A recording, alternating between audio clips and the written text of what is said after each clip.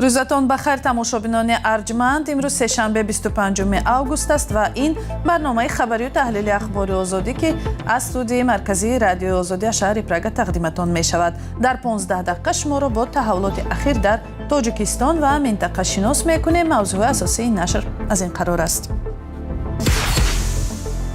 محمد اقبال صدرالدین یکی از مخالفان تندلحن حکومت تاجیکستان را در روسیه در غیبش به زندان محکوم کردند. مشاهده سرگاه چند دریای بزرگ تاجیکستان نشان داده است که برف‌های موسمی در آنجا تقریباً آب شده و از بین رفتند. اگر که برف‌های موسمی یعنی در دوره تابستان در اول آغاز فصل تابستان از بین روند، الکی آبشوی پیریخ‌ها بیشتر می‌گردد.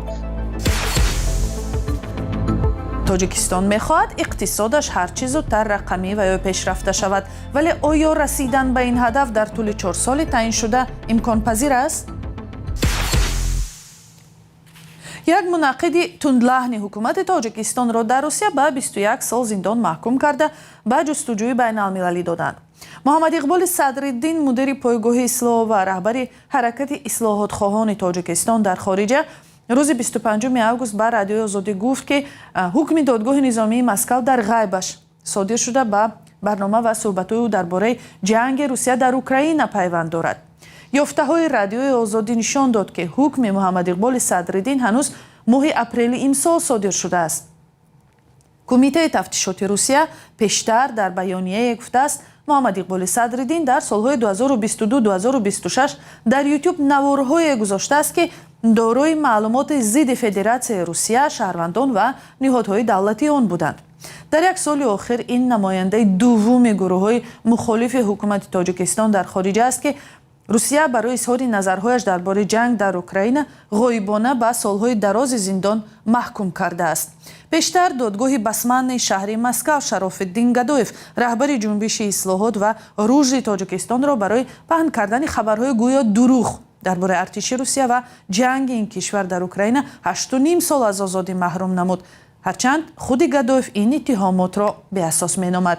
محمد اقبال صدرالدین که در گذشته عضو حزب در تاجیکستان ممنوع نهضت اسلامی بود، سال 2025 از آن بیرون شد و جنبش نوی اصلاحات طلبان را تأسیس داد. مقامات تاجیکستان صحیفه‌های مربوط به او را ممنوع و افراطی دانسته به ضد خودش با اتهام تندگرایی پرونده باز کردند. خودش همه این اتهامات را رد می‌کند. مشاهده متخصصان تاجیک در ماه گذشته نشان داده است که در حوزه زرافشان، یک دریای بزرگ کشور، برف‌های موسمی تقریباً همه آب شدند. آب شدن پیریخ‌های موسمی فقط یک پدیده طبیعی نیست، بلکه عاقبت‌های دارد که سبب رنج کشیدن مردم عادی در حوزه این دریا می شود. از این آب‌ها هم مردم تاجیکستان و هم مردم ازبکستان می نوشند و زمین‌های خود را آبیاری می کنند. همکارم طاهری سفر گزارش می دهد.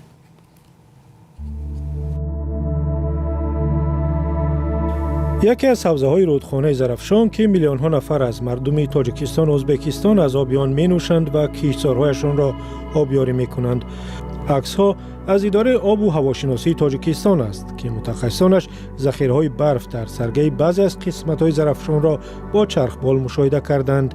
ماه ایول امسال و با این هدف که معلوم کنند چقدر از ذخیره‌های برف زمستان سال گذشته و امسال آب و بخار شدند. نتیجه های مشاهدات چندان خوشحال کننده نیست، زیرا 95% ذخیره این برف‌ها آب شدند که علامت از خطر کم‌آبی در آینده است. این بسیار بد است، یعنی تاثیر منفی خود را میگذارد، چون که اگر که برف‌های موسمی یعنی در دوره تابستان در اول آغاز فصل تابستان از بین روند، الکی آبشوی پیریخ‌ها بیشتر می‌گردد و در آینده می‌تواند که به یعنی ریجه دریاها یعنی جاری شوی آب تاثیر منفی گذارد. عاقبت بدی دیگر به گفته متخصص در فصل گرما به آب ماندن مردم دهاتی است که در کنار شاخه‌های خرد و میانه رودخانه‌های بزرگ مثل زرافشان زندگی می‌کنند. بیشتر دریاچه‌هایی که در حدود جمهوری تاجیکستان هستند، یعنی بیشتر دریاچه‌های خرد، آنها به واسطه سرچشمه پیدایش آنها این برف‌های موسمی است. یعنی اگر چنده که برخود بیشتر باقی مانند یعنی جاری شوی آنها بیشتر است و هرچند که برخود تیزتر از بین روند یعنی برخهای موسمی از بین روند از بین رفتن همون دریاچه‌های خرد که منطقه‌های اهالی نشین را با آب نوشاکی و یا اینکه آب‌های کشزار تامین میکنند آنها نیز از بین میروند. اگرچه امسال 95% ذخیره‌های برفی موسمی بعضی از قسمت‌های حوزه ظرفشان آب شدند، اما در مقایسه با سال‌های پیشین احوال بهتر بوده است، زیرا سال‌های گذشته تا 97 یا 98% این ذخیره‌ها آب و بخار می‌شدند. سبب به گفته متخصص گرمایش کره زمین است.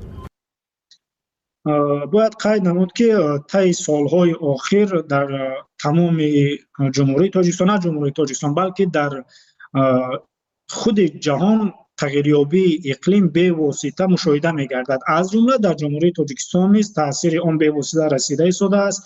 این باید گفت که یعنی از بین رفتن ذخیره‌های برف بیشتر اگر یک طرف اگر نورپاشی آفتاب باشد یعنی گرمی ها باشد، از طرف دیگر این چنگ و غباری که از دیگر کشورها به کشور عزیز ما وارد میشن این به واسطه به آبشوی برف‌های موسمی تاثیر منفی میرساند، یعنی آبشوی برف‌ها را ده‌ها مراتب می‌افزاید. مقامات تاجیکستان گفتند که برای مدیریت ذخیره‌های آب در حوزه ظرفشان قصد دارند یک جا با ازبکستان دو نیروگاه بزرگ بسازند، یکی با اقتدار 140 مگاوات با نام یاوان و دیگری با اقتدار 135 مگاوات با نام فاندریا، اما معلوم نیست این طرح‌ها عملی می‌شوند یا نه. تاجیکستان سرگی رودخانه‌های اساسی و بیشتر از 60% ذخیره آبی آسیای مرکزی، یک گوشه خشک کره زمین و خانه بیشتر از 85 میلیون نفر است.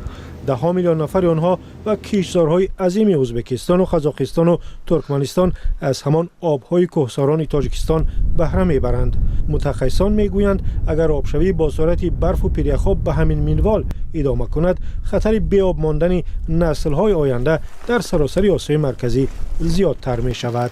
دوران استفاده بی‌نظارت ذخیره‌های آبی که از جانب طبیعت و آفریدگار به ما عطا شده است گذشت. همه کشورها و تمام ساکنان آسیای مرکزی باید به استفاده صرفه‌جویانه این ثروت بی‌بها بگذرند. من همچون یک انسان و متخصصی ساحه به تمام استفاده برندگان و استعمال کنندگان آب گفتنیم: همسایه‌های محترم، اگر نمی‌خواهید فرزندان و نبیره‌ها و ابیرگان خود را به آب گذارید، از امروز به استفاده صرفه‌جویانه آب بگذارید.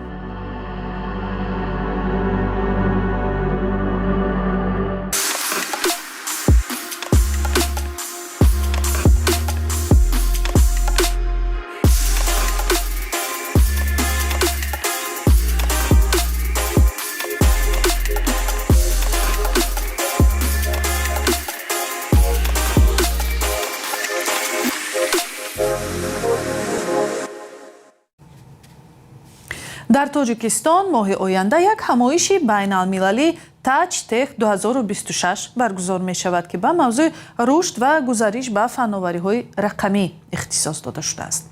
در این محفل راه‌های رشد هوشواره یا هوش مصنوعی بررسی می شود. هفته گذشته در دوشنبه جلسه شورا اوید به رشد اقتصادی رقمی تاجیکستان برپا شد و در آن رئیس جمهور امام علی رحمان گفته است به استفاده از تکنولوژی‌های نو باید اهمیت زیاد بدهند. در یک صحبت پیش از این برنامه چند پیش با رستم گولف کارشناسی رقمی و هوش مصنوعی نخست خواستم با چند جمله بگوید اقتصاد رقمی چه معنا دارد، یعنی برای یک شهروند عادی کشور.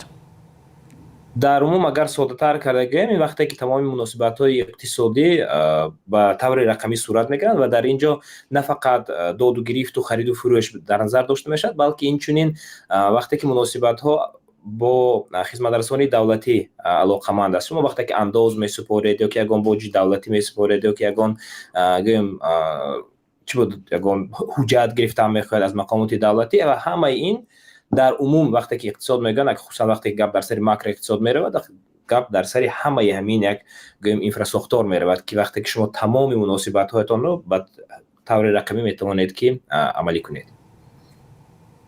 سوال دیگرم از رستم گولف این بود که شاید هم بعضی ها گویند تا زمان تأمین اینترنت قوی و برق دائمی ایجاد اقتصاد رقمی ناممکن است. از نظر شما چی تا کجا تاجیکستان برای گزارش پررو به اقتصاد رقمی در 3-4 سال آینده آماده است؟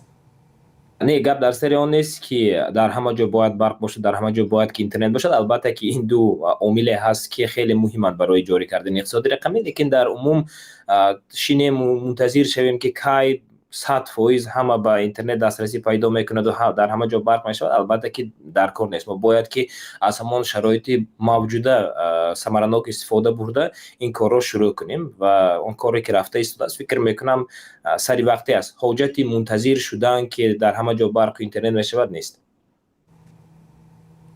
و سوال دیگرم این بود که از روی معلومات شما تا کجا در کاری همه روزشان وزیران، سروزیر یا خود پرزیدنت تاجیکستان از کامپیوتر، تلفن هوشمند، از شبکه‌های اجتماعی استفاده میکنند؟ منظورم این است که آیا آنها هم علاقه فعالانه شخصا همچون مسئول دولت از این دستگاه‌ها برای کار استفاده میکنند؟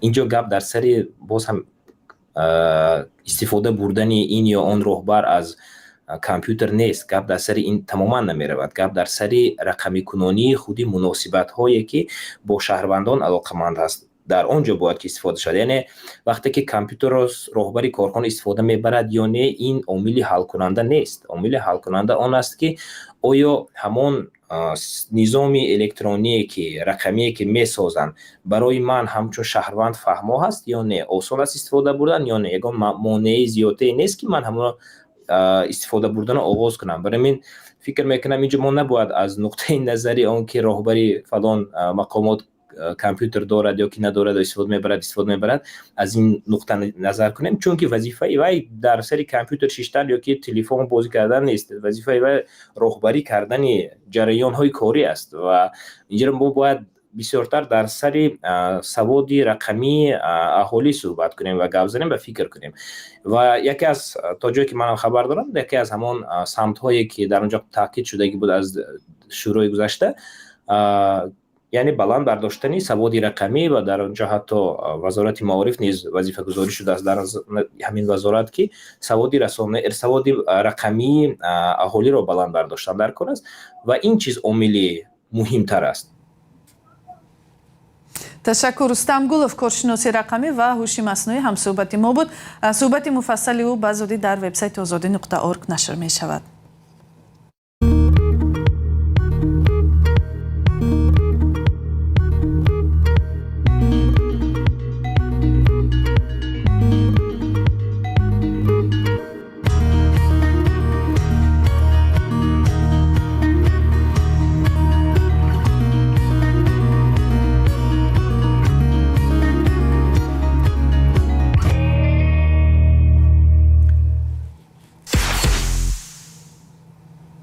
رسانه‌های بلاروس از سفر هیئت طالبان خبر دادند و عکس آنها را نشر نمودند، ولی پس از چند همه این خبرها و عکس‌ها پاک کرده شدند. چندی از این عکس‌ها سفر مقامات طالبان را به کارخانه پنیر سلوت در مرکز بلاروس در روز 21 اوگوست نشان می‌دادند. در این بین پذیرایی از طالب‌ها در بلاروس توجه رسانه‌های مخالفان حکومت پرزیدنت لوکاشنکو را به خود کشید. کاربران زیاده به آن اشاره کردند که مینسک نمایندگان رسمی حکومت را مهمانداری کرده است که در پایمال کردن حقوق زنان و دختران و کمشماران ملی شهرت دارد. رهبری مخالفان بلاروس سویتلانا تیخانوفسکایا که به خارج رانده شده از بر رادیو آزادی گفت که این عکس‌ها اینچنین دورویگی مقامات کشور را آشکار می‌کنند. او گفت از یک طرف رژیم روزنامه‌نگاران، فعالان و گروه‌های جامعه شهروندی بلاروس را اکستریمیست و تروریست اعلان می‌کنند و از طرف دیگر آن آرام و آهسته نمایندگان طالبان را استقبال می‌کند و با آنها همکاری و تجارت را مشورت می‌کند. خود طالبان سفر هیئتش را به این کشور خیلی تبلیغ می‌کند. خبرگزاری آریانا آن را سفر هیئت بلندپایه افغانستان برای شناسایی و آموزش فناوری‌های معاصر استحصالی بلاروس نامیده گفته است که 13 منصبدار بلند رتبه طالب‌ها در این سفر 5 روز مهمان بلاروس‌ها بودند. و بینندگان ارجمند، برنامه اخبار آزادی در همین جا به انجام میرسد، ولی این همه مطالب ما نیز برای خبرهای بیشتر به سامانه ما مراجعه کنید. azadi.org. از ما همین. خدا نگهدار.